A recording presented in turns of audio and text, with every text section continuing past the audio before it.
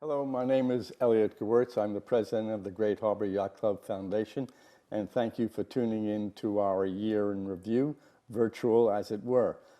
Just to let you know how we're going to proceed, we have about 45 minutes of presentations, including a presentation on our study that we funded last September.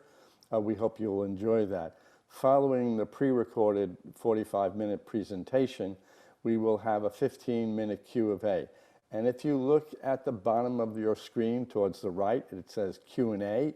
When we get to that, we'd ask you to please just type your questions in, and then I'll be able to read them off and ask our panelists to respond to your questions. Again, thanks for joining us, and on with the show. Good evening. My name is Elliot Gewirtz. I'm the president of the Great Harbor Yacht Club Foundation, and welcome to our second annual Harbor Day.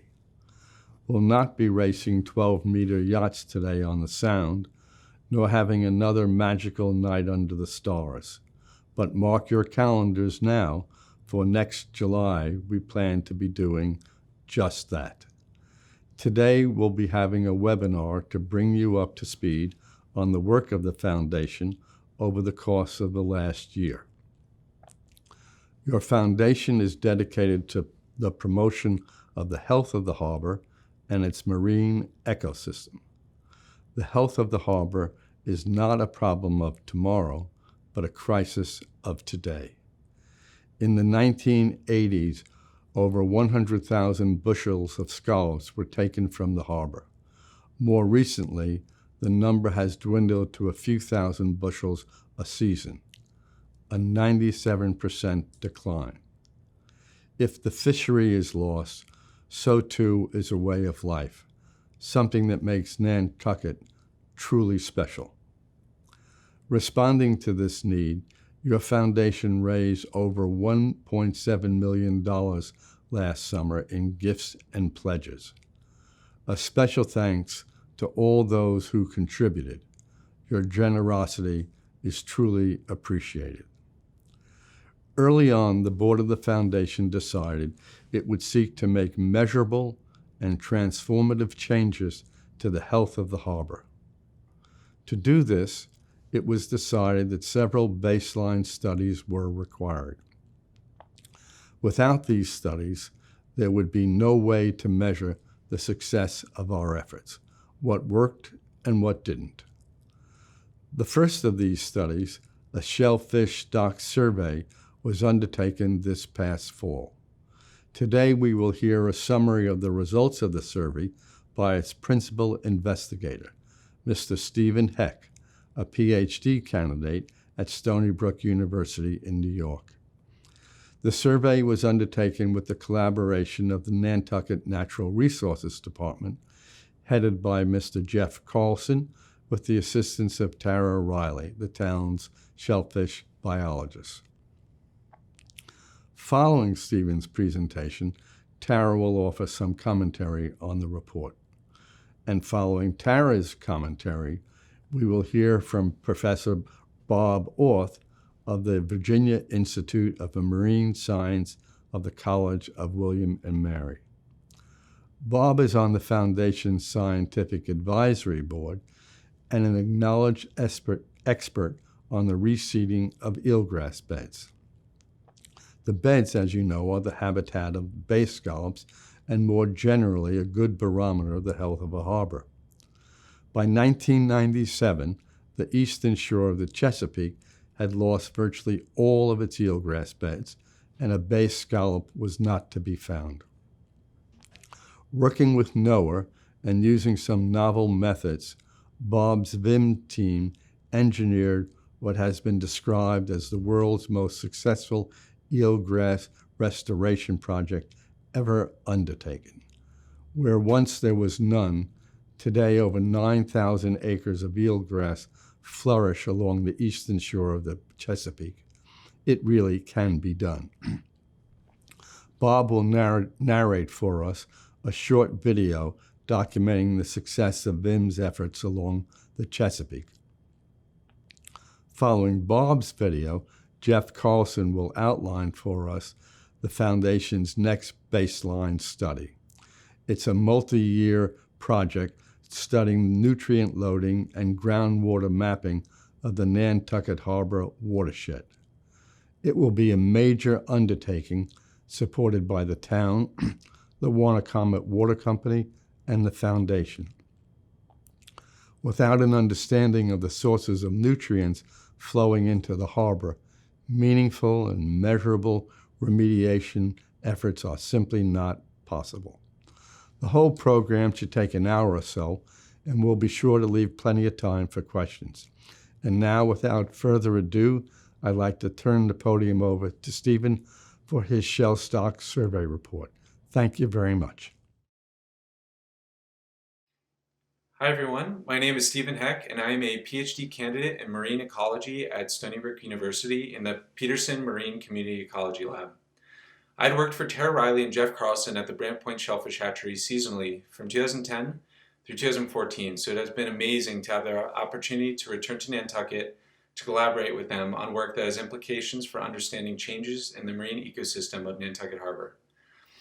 The group that worked on this project includes Dr. Bradley Peterson and Caitlin O'Toole from Stony Brook University, Dr. Stephen Tettelbach and Scott Hughes from Cornell Cooperative Extension, Dr. Peter Boyce, who is formerly of the Mariah Mitchell Association on Nantucket, as well as Tara Riley, Jeff Carlson, and Leah Cabral of the Town of Nantucket's Natural Resources Department. I'm here today to tell you about the results from this long-term survey, originally co-founded by Dr. Peter Boyce in 2006, to monitor ecosystem changes including bay scallop, whelk, and eelgrass populations in Nantucket Harbor, Massachusetts, that we had the opportunity to restart this past September with a generous grant from the Great Harbor Yacht Club Foundation. Embayments along the coast of southern New England were historically characterized by expansive seagrass meadows that supported an immense diversity and abundance of life, including fish, crustaceans, and bivalves. The ecosystem services provided by these highly productive ecological communities served as the foundation for many vibrant coastal cities and towns. Due to centuries of anthropogenic environmental impacts, many of these ecosystems have experienced severe reductions in seagrass coverage, declines in water quality, and a loss of biodiversity and species abundance. Nantucket Island is located approximately 30 miles off the coast of mainland Massachusetts. The relatively small area of the watershed, a relatively low human population density, and the lack of a developed industrial area on the island have likely reduced the effects of human activities on the marine ecosystem within Nantucket Harbor. An understanding of how these coastal ecosystems are changing over time is essential to developing ways to mitigate human-induced impacts and facilitate their restoration. Bay scallop populations declined dramatically throughout estuaries from North Carolina through Massachusetts during the late 1980s and early 1990s. This was primarily attributed to harmful algal blooms throughout that region. Other potential factors responsible for declines in bay scallop populations include the loss of seagrass habitat. As filter feeders and prey for many other organisms, bay scallops serve an important ecological role. Historically, bay scallops have supported recreational and commercial fisheries throughout the range, with cascading economic effects throughout coastal communities. The population crashes of bay scallops, coupled with their ecological, economic, and cultural value, spurred the development of several large-scale bay scallop restoration projects. While the bay scallop population in Nantucket did not drop nearly as low as other coastal ecosystems, the number of bushels of bay scallops that were landed dropped by 87% between 1980 and 2000. Tara Riley of the Town of Nantucket's Natural Resources Department began an intensive bay scallop restoration project in 2010 that has been focused on restoring bay scallop populations in Nantucket Harbor. Evaluating the abundance and population structure of bay scallops throughout Nantucket Harbor over time allows for the determination of the bay scallop population status and an evaluation of the efficacy of bay scallop restoration efforts. As foundation species, seagrasses are habitat-forming organisms that many other species depend on for refuge from predators, spawning, and foraging. Eelgrass is the dominant species of seagrass found in the waters of Nantucket. Eelgrass provides important habitat for many ecologically and economically valuable species of fish, crustaceans, and bivalves, including bay scallops. Declines in eelgrass can be driven by many factors, including nutrient loading from septic systems and fertilizers that fuels blooms of phytoplankton and macroalgae and restricts the amount of light that travels through the water column to eelgrass. As a marine plant, Eelgrass needs to photosynthesize to survive, and subsequently reduced light can lead to declines and ultimately die-offs. Bay scallops are among the many species that can be adversely impacted by loss of eelgrass habitat. Declines in eelgrass coverage can have detrimental consequences for the entire ecosystem. Monitoring the health of eelgrass throughout Nantucket Harbor is essential to understanding whether efforts to address the causes of declines in eelgrass have been effective. Monitoring for the density of macroalgae or seaweed can give us insight into the ecological health of marine ecosystems, especially in relation to eelgrass health, since macroalgae blooms can restrict light availability to eelgrass and ultimately induce declines. These three are the dominant groupings of macroalgae within Nantucket Harbor, including codium, branching macroalgae, and filamentous macroalgae. This filamentous macroalgae is predominantly a species of blue-green algae or cyanobacteria that has invaded Nantucket Harbor within the past 15 years. This species, most recently identified as hydrocoleum, appears to not only smother eelgrass, but research from other areas of the world suggests that it may be toxic to certain species of fish and shellfish. Channeled whelk and knobbed whelk are two other species that are harvested commercially in southern New England, including Nantucket Harbor. The most recent stock assessments indicate that the channeled whelk population is currently in decline and experiencing overfishing, posing an immediate threat to the longevity of this highly valuable fishery.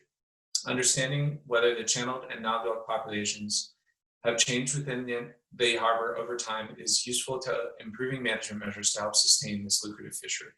The Ryan Mitchell Association conducted an ecological survey every September from 2006 through 2014 at sites throughout Nantucket Harbor.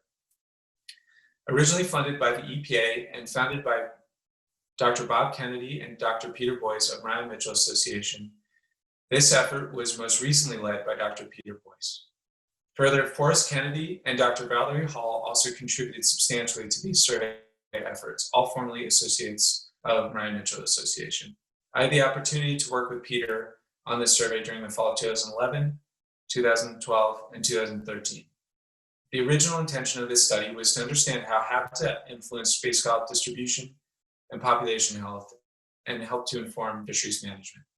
The survey led by Dr. Peter Boyce included extensive dive surveys of bay scallop, channeled whelk, and knobbed whelk population density and size distribution, as well as eelgrass distribution, eelgrass percent cover, eelgrass canopy height, and macroalgae percent cover throughout Nantucket Harbor.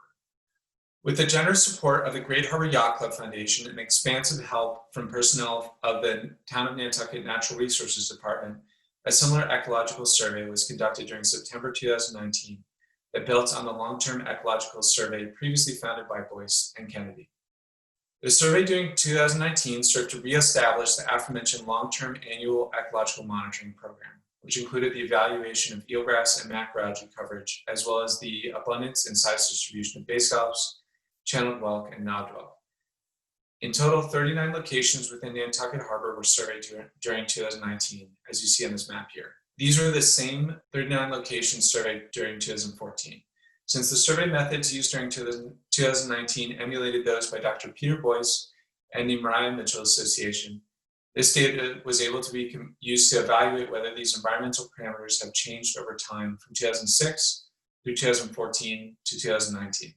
We believe that this data has valuable implications for gauging the status of eelgrass, macroalgae, bay scallops, channeled whelk, and knobbed whelk in Nantucket Harbor. Furthermore, this gives us insight into the effectiveness of ongoing efforts to restore bay scallop populations and reduce impacts that negatively impact eelgrass meadows.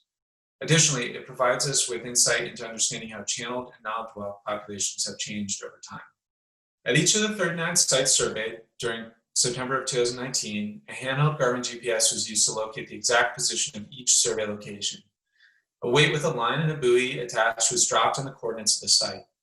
The weight marked the beginning of the first transect line. Two divers each let out 25-meter transect tapes along the seafloor in parallel, anchored on either end and spaced 5 meters apart. Once the transect lines were anchored to the seafloor, a diver swam down each transect line in both directions, collecting every bay scallop, channeled whelk, and knobbed whelk within a quarter meter on either side of the transect line. This was deemed necessary since many of the survey locations contain high densities of eelgrass and macroalgae, and it can be difficult to ensure that all bay scallops, channeled whelk, and knobbed whelk were collected in these environments on just one pass, especially when searching for them is sometimes conducted largely by feel. All bay scallops, channeled whelk, and knobbed whelk were returned to the boat. The total length of all channeled and knobbed whelk was recorded. The shell height and growth rings of individual bay scallops were measured and recorded. Shell heights for bay scallops extend from the umbo, indicated by the red arrow, to the opposite edge of the shell, indicated here by the blue arrow. Growth rings are usually pronounced ridges that are produced when the shell stops growing at the onset of winter, indicated by the purple arrows. A growth ring indicates that the scallop has overwintered and is considered an adult. The classic adults have growth rings larger than 15 millimeters and have been spawned in the spring, whereas the adult nubs have a growth ring that is less than 15 millimeters and have been spawned in the fall. By measuring the shell heights and growth rings, we can gain an understanding of the population structure of bay scallops in the harbor. After all whelk and bay scallops were measured, they were released at the same location from where they were collected. While personnel in the research vessel began measuring all bay scallops, channeled whelk, and knobbed whelk that the two divers had collected along the transect lines, the two divers surveyed for eelgrass and macroalgae habitat parameters. This included using a 1/4 meter squared PVC quadrat set down at 5 standardized locations along the 25-meter transect tape. Eelgrass percent cover and eelgrass blade length were measured. Furthermore, the percent cover of several categories of macroalgae were also included. These encompass branching macroalgae, filamentous macroalgae, and codium, among others. Percent cover was determined by looking down at the quadrat and visually estimating what percentage of the quadrat was taken up by eelgrass and the other categories of macroalgae. After this was all done, each diver collected the transect tapes and returned to the boat, where all data was immediately transferred to data sheets. Our boat crew included Dr. Steve Tettelbach, Scott Hughes, Dr. Brad Peterson, Caitlin O'Toole, Emily Whitaker, and myself. Since location changes and site additions over the course of the past survey work had been made prior to 2014, a subset of 28 sites of the 39 sites surveyed during 2019 could be directly compared across all years. Furthermore, for comparisons with eelgrass, only survey locations were included where eelgrass existed at some point during the survey. The overall average percent cover from 2006 through 2019 showed a declining trend, with 37% found during 2006 to 29.4% found during 2019. While this decline is sizable and concerning in itself, averaging all sites within the harbor masks some major differences occurring. Survey locations with high eelgrass percent cover during 2006, which included 12 sites that had over 40% cover, experienced severe declines from 2006 to 2019, from 55.6% to 36.2%. Since these survey locations with high eelgrass coverage are likely disproportionately beneficial as nursery areas for many species of fauna, including bay scallops, these declines are particularly concerning. In order to elucidate these relationships further, we split the harbor up into 3 general regions: the lower harbor in blue, the central harbor in pink, and the head of the harbor in purple. The colors on the bar plots are associated with the same colored region on the map. When these same analyses were conducted within 3 separate regions of Nantucket Harbor, there were consistent declines from 2006 to 2013, 2014 in each of these areas. These declines were substantial. Given the immense amount of ecosystem services that eelgrass provides, the overall declining trajectory of eelgrass throughout the harbor is very concerning. It appears likely that blooms of phytoplankton and macroalgae that restrict light availability to eelgrass are the primary culprit driving these declines in eelgrass percent cover. Within the central region of the harbor, or the pink region of the harbor, eelgrass percent cover declined further between 2014 and 2019, with 2019 having less than half of the percent cover that was observed during 2006, as you can see here. While the central region saw severe declines in the lower region of the harbor, or the blue region, the average eelgrass percent cover increased between 2014 and 2019 from 30.6 to 42.3. In the upper region of the harbor, the average eelgrass percent cover also increased from 2014 to 2019 from 16.6 to 36.6. While we first suspected that a reduction in macroalgae may have led to a recovery of eelgrass in the lower region of the harbor, 2019 had the highest percent cover of macroalgae in the lower region in the 10 years of data. So the other likely cause is improved water clarity, possibly due to a reduction in phytoplankton blooms that could be a result of increased flushing with Nantucket Sound, resulting from the reconstruction of the jetties in recent years. Furthermore, Nantucket instituted best management practices for fertilizer use that went into effect during 2013. This may be having an effect on the levels of nutrients entering the harbor, leading to reduced algal blooms, improved water clarity, and eelgrass health. While fertilizer reductions may have also allowed for increased water clarity in the head of the harbor and eelgrass recovery, the growing number of oyster farms in the head of the harbor may be contributing to improved eelgrass health as well. Since oysters consume phytoplankton, the amount of oysters in the head of the harbor may have a large enough filtration capacity to buffer the effects of harmful algal blooms, improve water clarity, and indirectly increase eelgrass health. In the central portion of the harbor, the continued decline of eelgrass may be a result of higher levels of algal blooms due to higher amounts of nutrients from septic systems and fertilizer coming from a relatively large area that funnels into Pulpus Harbor and then out to this region. Further, a growing body of research has shown that terrestrial herbicides can cause eelgrass mortality. We suspect that runoff from herbicides into this region may also be contributing to these continued declines. With all of that said, we currently do not have data to back up these speculations. However, they appear to be the most likely drivers of these increases and decreases of eelgrass. These plots here depict branching macroalgae coverage, and the colors again are associated with the same color on the region of the map. As I mentioned previously, branching macroalgae was the highest observed within the 10 years of data during 2019 in the lower region of the harbor. The central and upper regions had relatively low amounts of branching macroalgae during 2019. This filamentous macroalgae, which has been identified as the cyanobacteria hydrocoleum, began to show up in the survey during 2008. It peaked at an average of 42.3% cover during 2012. Afterwards, the abundance declined, with the lowest average percent cover of filamentous macroalgae observed during 2019 at 1.7% on average. Similar trends were observed in all regions of the harbor, as you can see here, but the highest levels were observed in the central region. This drastic decline in filamentous macroalgae bodes well for not only eelgrass, but may have very direct positive benefits to bay scallops and other organisms in the harbor, since hydrocoleum has been shown to be toxic to other species of shellfish and fish in other regions of the world. Tara Riley of the Town of Nantucket Natural Resources Department initiated an intensive bay scallop population restoration effort during 2010. When we compare the 5 years of data that we have before the restoration work began, from 2006 through 2010, to the 5 years of data after the restoration work began, 2011 and on, we see that there is a 318% increase in the average density of seed bay scallops after restoration work began. This is a huge increase and really exciting to see, especially since Tara Riley began this restoration work during the first season that I worked for her. Furthermore, the average density of adult bay scallops, anything older than a seed bay scallop, was 38% higher after restoration work began in comparison to before it commenced. While many environmental factors influence bay scallop populations, this data provides strong supporting evidence that the bay scallop population restoration efforts by Tara Riley, Leah Cabral, Jeff Carlson, and the rest of the personnel at the Natural Resources Department has facilitated a substantial increase in the population of bay scallops in Nantucket Harbor, which is incredibly exciting to see. While there were annual fluctuations in channeled and knob-whelk densities from 2006 through 2014 and 2019, densities of both species generally declined during this period. The general declines in populations of both whelk species appear to be reflective of regional patterns. However, this suggests that measures should be taken to manage this local fishery in a more proactive, sustainable way.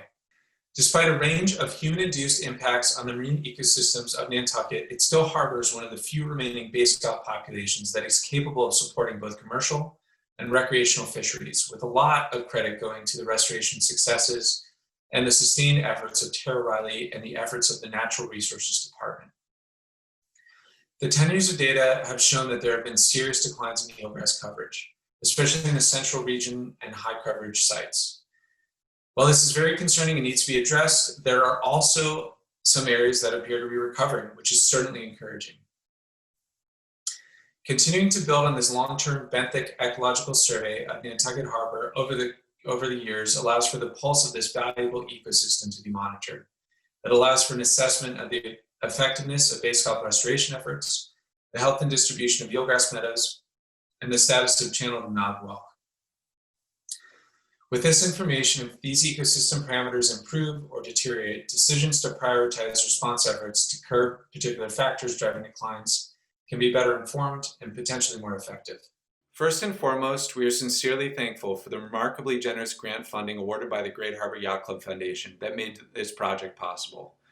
We're truly honored and humbled to have worked on the first research endeavor that has been funded by the Great Harbor Yacht Club Foundation. Furthermore, we are very thankful for the tremendous help and support from the board of the Great Harbor Yacht Club Foundation, especially Elliot Giewirtz and Karen Ketterer, the Great Harbor Yacht Club team, particularly Stephen Crease, Carrie Tilton, and Megan Maltby, and the Scientific Advisory Board of the Great Harbor Yacht Club Foundation, including Dr. Bob Orth, Dr. William DePaul, and Dr. Brian von Hertzen. Additionally, we're enormously appreciative for the extensive assistance and collaboration from the Town of Nantucket's Natural Resources Department, especially Tara Riley, Jeff Carlson, Leah Cabral, Thais Fournier, Emily Whitaker, Joe Minella, and David Berry. And thank you to Yvonne Valancourt of the University of Massachusetts Field Station.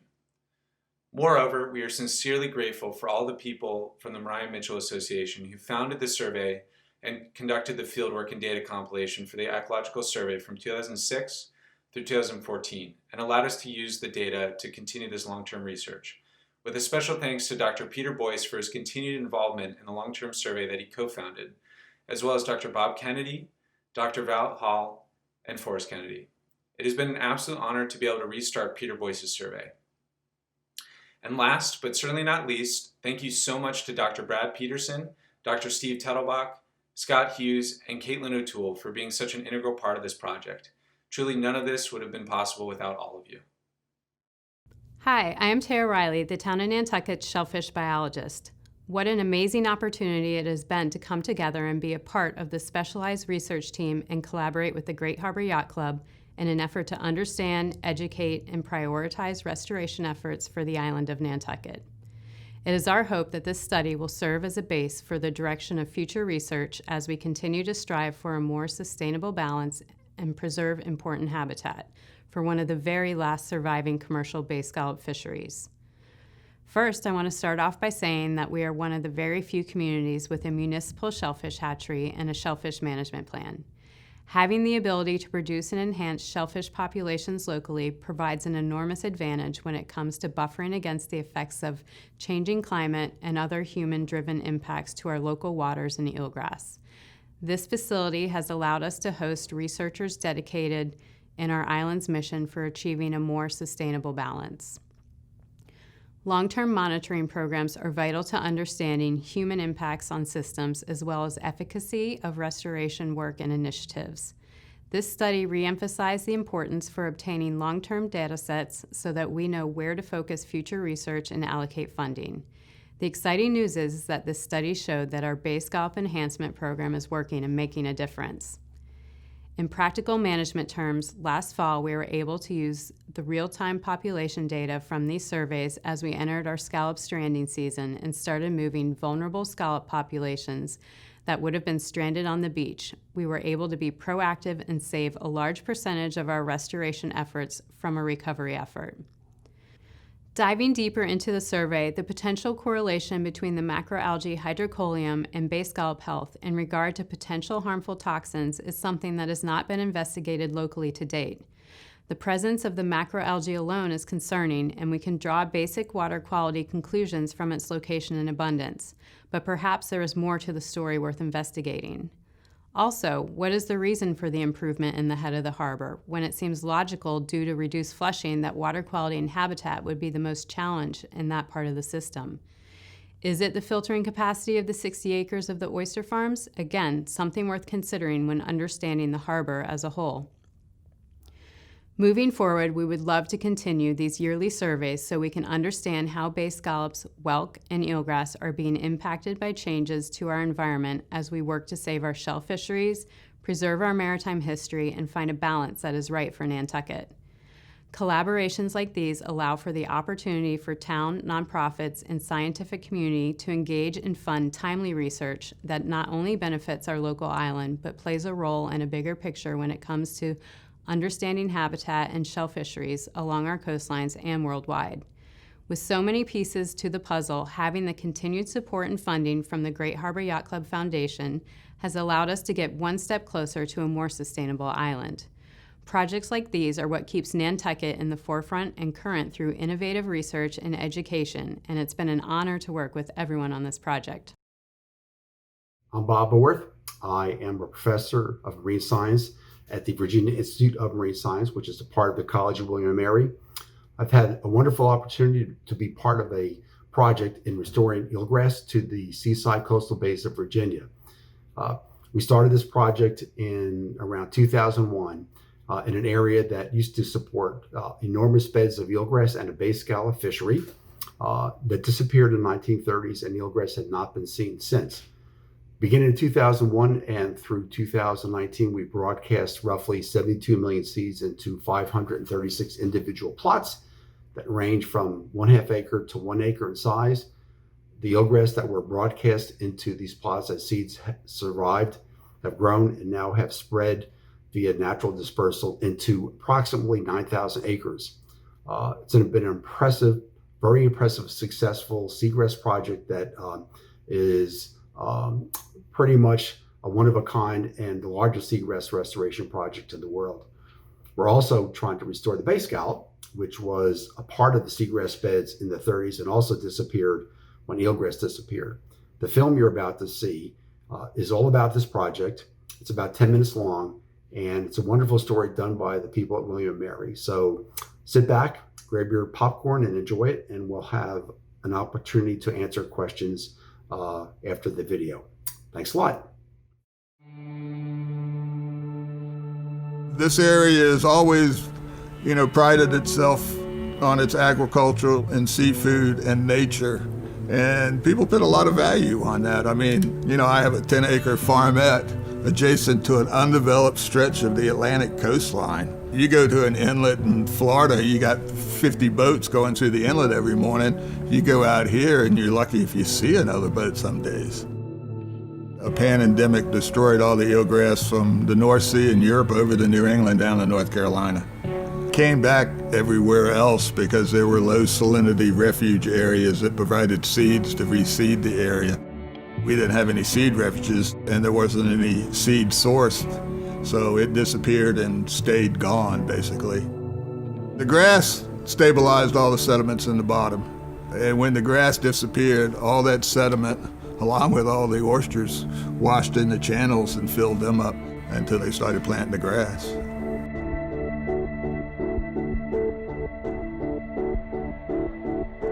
I saw a presentation JJ gave of some work he did in the York River where he showed the track of the boat across the bottom. You could see it in an aerial photo where they had thrown the seeds overboard.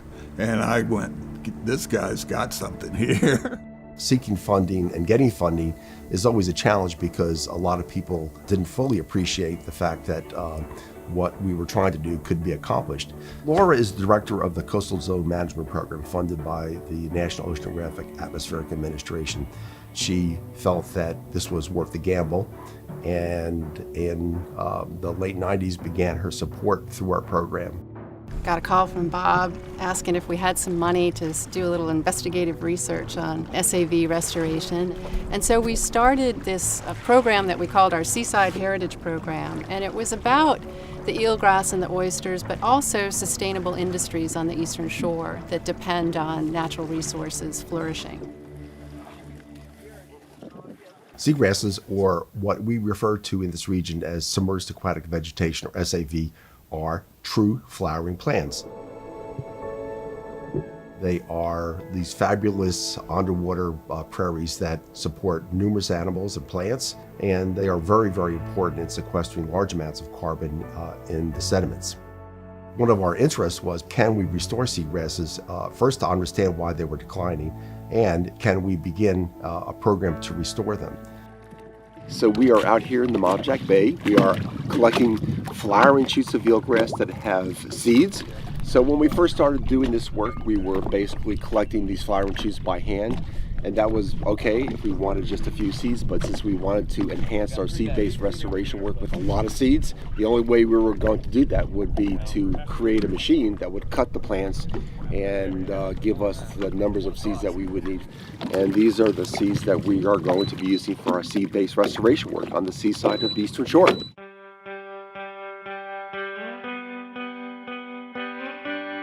So what we're doing today is getting the seeds that we need for our seagrass restoration project. So what we've learned from our research is that seeds that are really good fall very fast. So in order to separate a lot of the good seeds from the seeds that are not so good, we drop them in this flume, and all the good seeds fall very quickly to the bottom.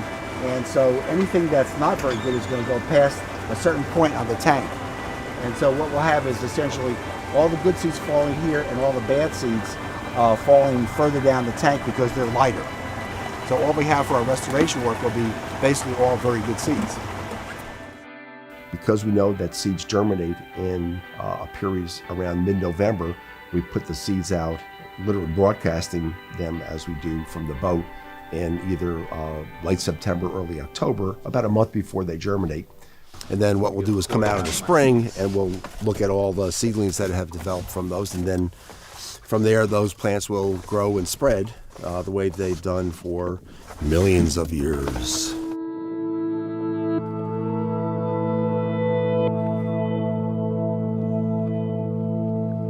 Okay, so here we are in the spring.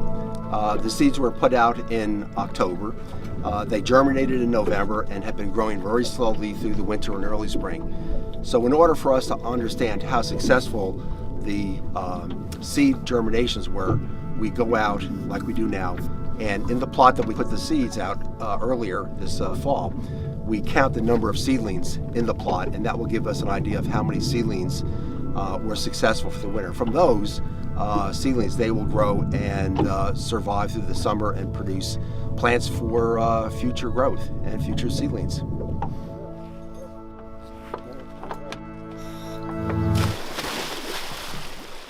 We just finished looking at the seedlings in this plot, and it looks like we had successful germination and establishment. Looks like maybe between 5 and 10% of the seeds that we put out this past fall have germinated, and we'll just watch this plot for the future and see how it does.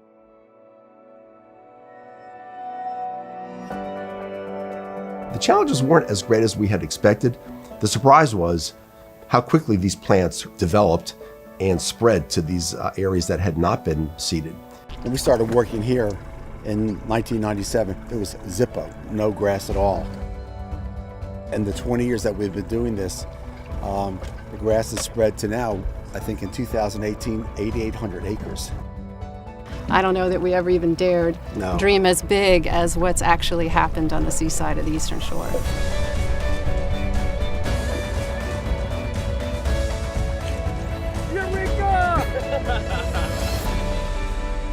So it's just been one of the most rewarding projects I think I've ever worked on. It's fantastic. And there's nothing like this in the world. Very few people have ever been able to say that they've seen the Eelgrass area come back the way we have seen here in just 20 years, literally overnight. That's what, it really was. It's literally almost overnight. Yeah. And it's continuing to grow. As we saw the success that we were having, we began to ask the question, well, if we get seagrass back to some level, could we even think of restoring the bay scallop? The bay scallop was a big commercial fishery in the 20s and early 30s when eelgrass was very abundant. And when eelgrass declined, that whole fishery basically declined also and never recovered. So in the late 2008-9 period, we began an effort to collect some bay scallops from North Carolina, brought them up to Virginia, put them in quarantine, and started raising them, spawning them, and using those small scallops to plant in cages to see whether we could have a project that would lead to the restoration of bay scallops. And that effort has continued today. I don't care if they develop a commercial fishery out of them, but I would like to see a recreational fishery, because I'd like to get a few to eat if we can get them back out there. But it's such a weird animal. They only live 2 years, and it's going to take a bigger effort. The grass just exploded The scallops have been a little harder to get going, but we're putting a lot of effort in it, so see if we're successful. In 5 years, I mean, I would hope to see much more grass in the coastal bays with more productivity, more forage fish, more happy birds. If we get the scallops back, I'm looking forward to eating a few of them myself. I think what was important to the overall project was we sort of brought a community linked with the volunteers to be involved with something that, I mean, this is the most successful eelgrass restoration that's ever been done. I mean, 9,000 acres out there now in less than 20 years' time is phenomenal.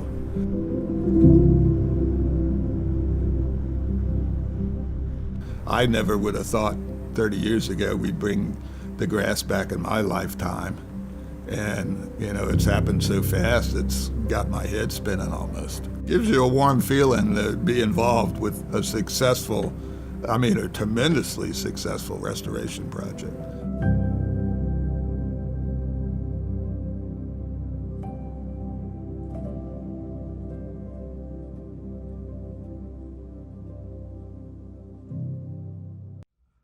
Hi, I'm Jeff Carlson, the Director of Natural Resources for the Town of Nantucket Natural Resources Department. Our department's goal is to restore and enhance Nantucket's natural ecosystems through education and responsible management practices. This is where you guys come in. We've heard about from our other presenters all of the wonderful resources within Nantucket Harbor, whether they're bay scallops or eelgrass, the water itself that we all enjoy to swim and boat and take our children to. We can do better to make our harbor a safer, cleaner place. To do this, we're going to do a watershed-wide study looking at the inputs that get into Nantucket Harbor. We're going to be looking at what we call the controllable load, where we identify the wastewater inputs, the synthetic fertilizer inputs, and the other surface water and groundwater runoff and stormwater runoff issues that get into this water that make it to our harbor. To do this, we'll be doing sampling watershed-wide, contouring the groundwater so we know how fast it flows and where it goes, and how it gets to Nantucket Harbor and what nutrients are coming in location by location. This will enable us to develop toolkits for every neighborhood along the Nantucket Harbor watershed, whether you're right adjacent to the water or further inland. Just as an example, out in Wauwinet, sewers will probably never make it there for cost-prohibitive reasons, so wastewater management will have to be achieved through other means. By having the study and knowing what we can do to get the best bang for our buck, we can give those homeowners in that neighborhood what they need to better manage their wastewater, or if that's not possible, to give them other tools to manage their other water inputs to not have any negative impacts to Nantucket Harbor. Together with the Great Harbor Yacht Club Foundation, the Wanakama Water Company of the Town of Nantucket, I know this study can be achieved and this toolkit can be developed to have all homeowners within this watershed be doing the best they absolutely can to preserve this incredible resource that we all share. Your help is needed to achieve these goals, and we're looking forward to this collaboration to put this study together and to move Nantucket's water quality in a positive direction for future generations. Thank you very much. I hope everyone enjoyed that. And now please write down your questions. If you just Q&A at the bottom of the screen, you can write them down and I'll read them out, and we can get on with answering your questions. While you're thinking about that, I have one question myself that I'd like to sort of address to Jeff, but before I do that, I want to thank once again Steve Heck and his entire team for their spectacular efforts over the winter in putting together a really very informative report. I'd also like to acknowledge and thank the pioneering work of Dr. Boyce for all that he has done and continues to do for the community. I'd like to also thank Tara for her exceptional work in the restoration, and as Stephen points out, 300% increase over a short period of time is nothing short of miraculous, so thank you for that.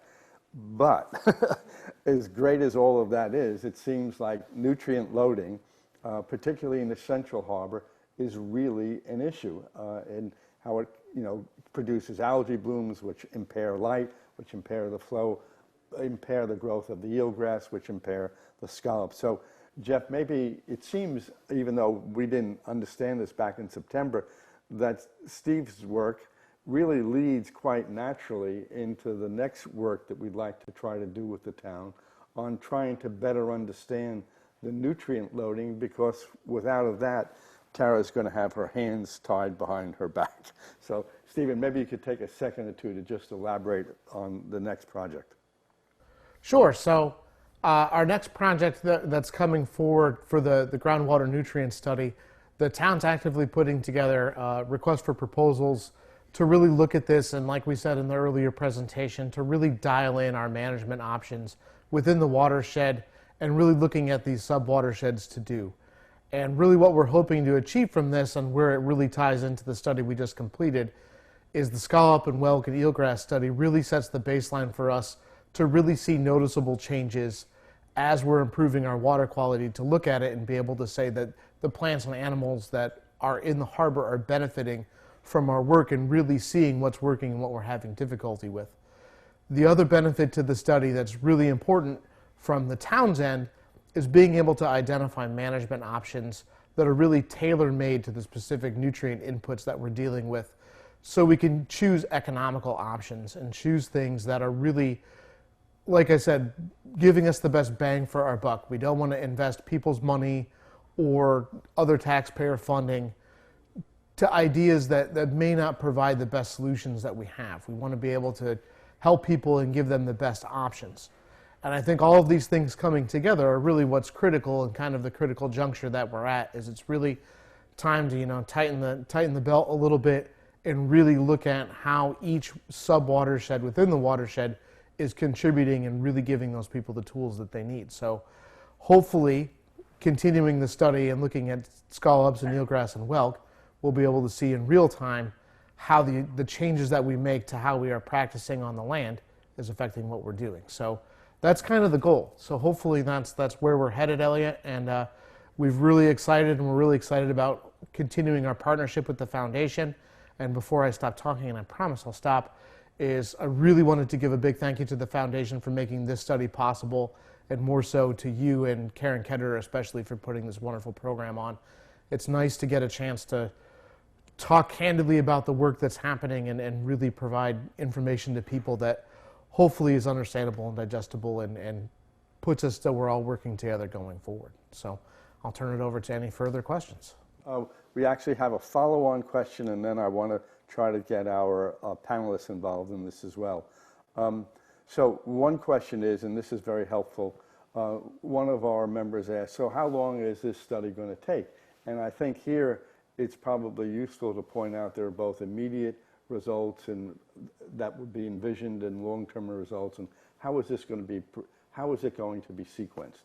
That's a great question. I think initially, depending upon how the respondents come in for the request for proposals, we really be kind of looking at immediate results in the first 12 months to get kind of a snapshot, and then 24 and 36 months out to kind of really build that forward, to really kind of tailor those toolkits in a bit for neighborhoods. But honestly, I think it's a study that goes on in kind of perpetuity, where once we've installed monitoring wells and things that are there, to be able to see that those results and those effects and those changes are coming in before they get to the harbor and measuring in the harbor. So much like our bay scallop and eelgrass surveys, I think the town is hoping to commit to these studies for very long-term data sets for, not just 1 or 2 years, but 10 or 20 years, to really look at these inputs and making sure that all of our hard work now isn't for naught later, and that we can continue, and as we find other potential emerging concerns, are ready-made to really address those. So it's hopefully a project that gets kicked off right and kind of continues for good. Now we have two questions on the roles of oysters in all of this. And Steve, you mentioned and speculated that perhaps some of the water clarity and the improved eelgrass coverage in the upper harbor, contrary to what you might imagine because of lack of flow, might be attributed to oysters. So maybe, Steve, I'll ask you to respond, or one of your panelists, if you think one of your panelists are best able to respond to the role of oysters in all of the health of the harbor and the growth of eelgrass. So I think, yeah, I agree. And I think Brad Peterson can speak to this more in terms of the work that we've done in Long Island. Oh, can you hear me? Yes. Oh, okay. So we were faced with a similar kind of issue about knowing that our problem was nitrogen coming from our groundwater here in Long Island in the South Shore estuaries, and that the ultimate issue is reducing the source, but that's a political and a very long-term project. And so the question became, what can we do right now? What are the things we could immediately do to drive that nitrogen out of the water column? And our answer was to increase our biotic filtration. And so we created a series of hard clam sanctuaries and some oyster reefs. I think that the oyster aquaculture is meeting a similar kind of niche that we were trying to achieve here in Long Island to get that nitrogen out of the water column into a particulate form. And so I think that this is definitely an issue worth pursuing to investigate what kind of role your aquaculture is having, perhaps in a positive effect on your eelgrass and water quality. We have a very distinguished group of panelists who are really expert in this area, and I'd like to give each one of them an opportunity to sort of comment or raise a question that they may have either on Steve's work or on the proposed study. And Steve Tattleback, why don't we start with you for any questions or comments you may have, or Dr. Boyce, however. Sure, thank you, Elliot. The importance of restoration cannot be understated. We've been doing restoration on Long Island now for 15 years and have had very good success with that. And, you know, I think the results of this study clearly show that the work that Tara and her group at the Shellfish hatchery have been doing have really contributed to an increase in the populations. And, you know, one of the things to keep in mind is that bay scallops have a very short lifespan. So they are very notorious for natural fluctuations from year to year. So what the restoration does is really to help buffer that. You know, it smooths out those down years, and you know, the more scallops, it's really a simple concept, of course, but the more scallops you can plant, the more chance you have of increasing the population levels. So, so continuing that work is extremely important, as is the work to restore eelgrass. Eelgrass is viewed as the best habitat for scallops for a number of reasons, and so it's a match made in heaven. And you know, keep the eelgrass coming, and the scallops should do all right along with that. Bill DePaul, if you're still there, maybe you have a comment or two you might want to make on the studies? Sure. I was impressed with the conclusion of the study that the augmentation of scallop populations through the hatchery was successful. But unfortunately, we look at the data set, and what we're missing is 4 years of data because the survey hasn't been done. And that really strikes to the importance of keeping your time series consistent. Because if you look at 2019 results, and then you go back 4 years, well, there are no results from the survey, which is indeed unfortunate. But one thing I could add is that enhancement with bay scallops, to the degree that's being done, keeps the population at least a sustainable level, so that when environmental conditions are appropriate, you're going to get these large increases like you used to have in the past, where recruitment has just gone through the roof. But if you do not have at least a base population, the chances of getting those large recruitment events are going to be diminished.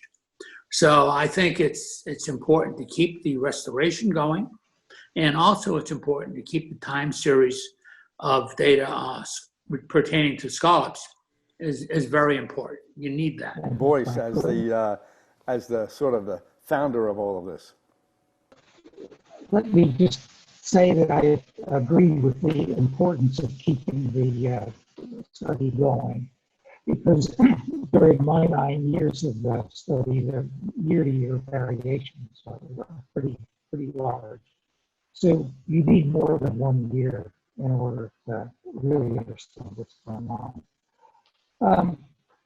I'd like to emphasize the head of the harbor is vitally important to our bay scallop population, partly because it's way up there away from the entrance.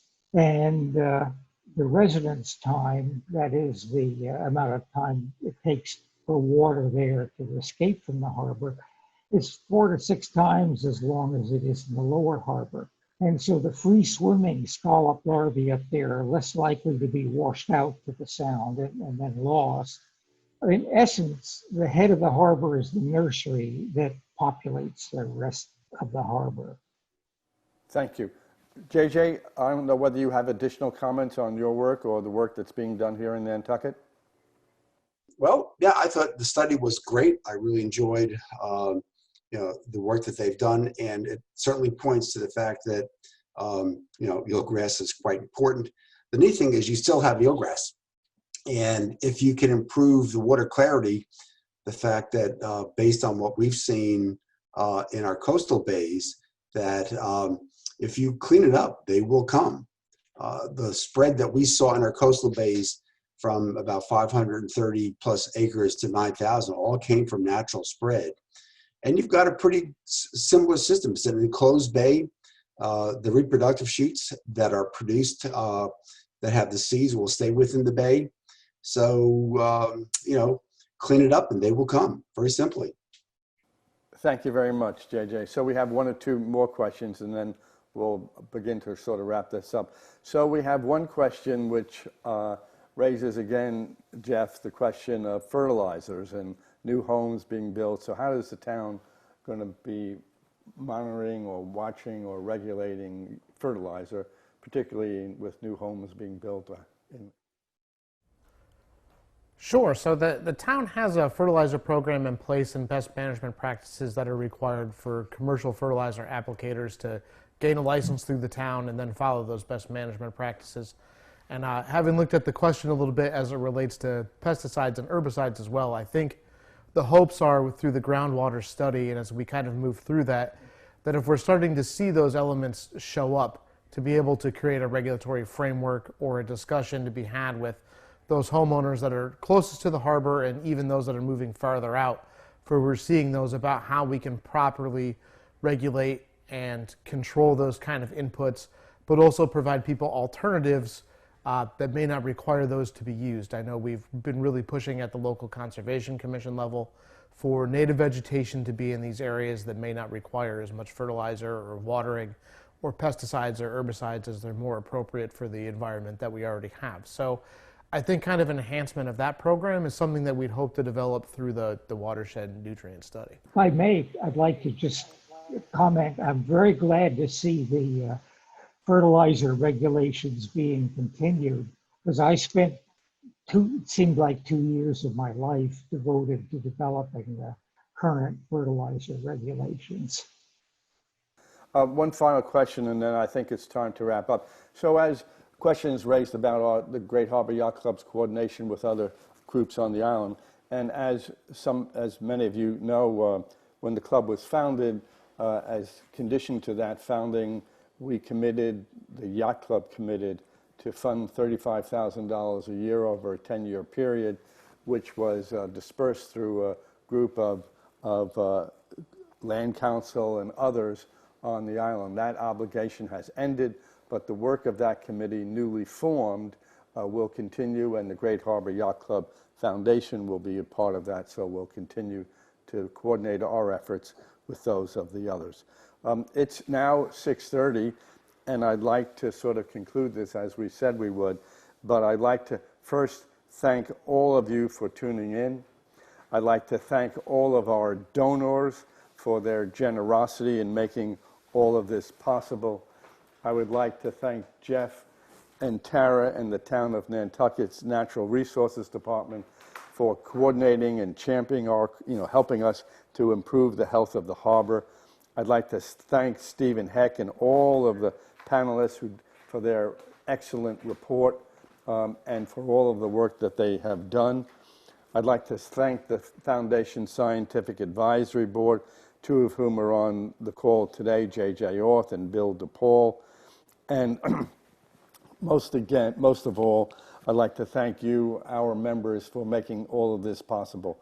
I hope you'll appreciate the work that the foundation has done in its first year. As you've heard from Jeff Carlson, there's more to be done.